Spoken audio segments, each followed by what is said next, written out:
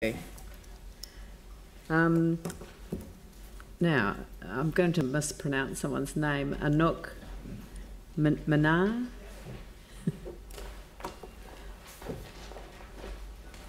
Welcome. Thank you.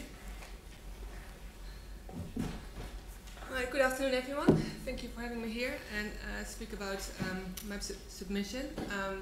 I had multiple points in my submission, so it might be, if you read it, it might be not a clear picture, so I'll focus on 2 points today.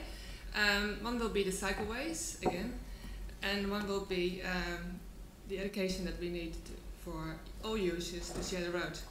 So, first of all, back to the cycleways. I think the council has done a great job in the last couple of years with building cycleways, and I really strongly recommend you to keep on doing it and make more cycleways and get more people interested in getting on the bike out there.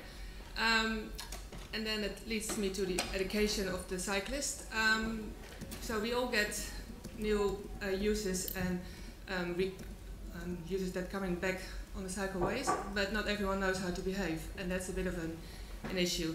So, and I think we should look at the whole picture and not just at cyclists. It's also the wheelchair users that are coming on cycleways because it's nice and smooth.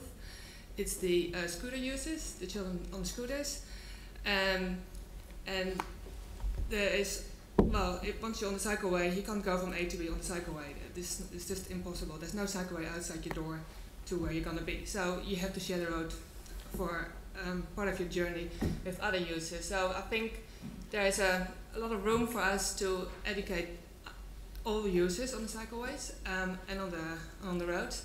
So not just the cyclists themselves, but also the car users, the bus drivers, and the pedestrians. Everyone just has to be aware that the road is for all to use. So when we talk about cyclists or bike users, some people don't want to be referred to as cyclists, we have to distinguish them in different groups. And we talk about new cyclists, so it could be children, adults of children that want to go out riding with their kids but don't know how. And there's a strong growing group called electric bike users.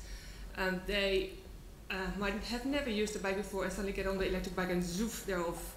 And they don't know how to use the road, they don't know how to indicate, they don't know how to behave, and cars are freaked out, car drivers are freaked out, and cyclists are getting freaked out because of the way how car drivers or other motorists, motor vehicles behave. So I think we, as a council, there's a role to play here, and we really have to look at the groups all together and really focus on how we can actually educate people and share the road. So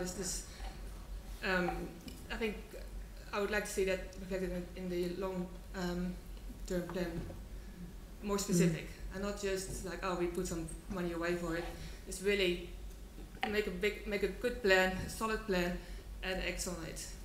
That's my. Well, you're not the only person to have raised this around the appropriate use of electric bicycles, you know, particularly on shared pathways, yeah. and indeed in the dedicated lanes as well, because of the speed that people will, you know, can go in, and they can be, yeah, a little bit frightening in that regard. So the education around the use is probably a prerequisite to allowing people in those shared areas.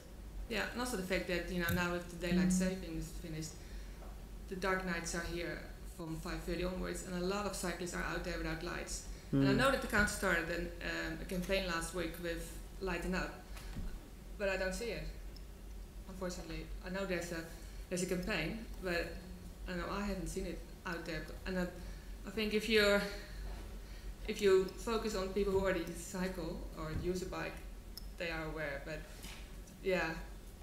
Yeah, you're worried that you've got new people getting onto bikes for the first time, yeah, in a long time, and then but then having this additional power.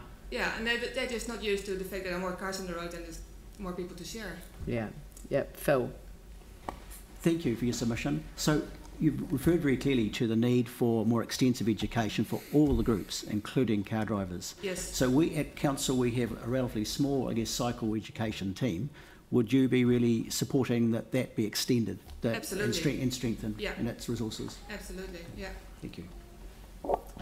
Very good. Well, look, thank you very much for, again, you know, presenting a submission in person. It does make a lot of difference when you turn up and present in person. So, Yes.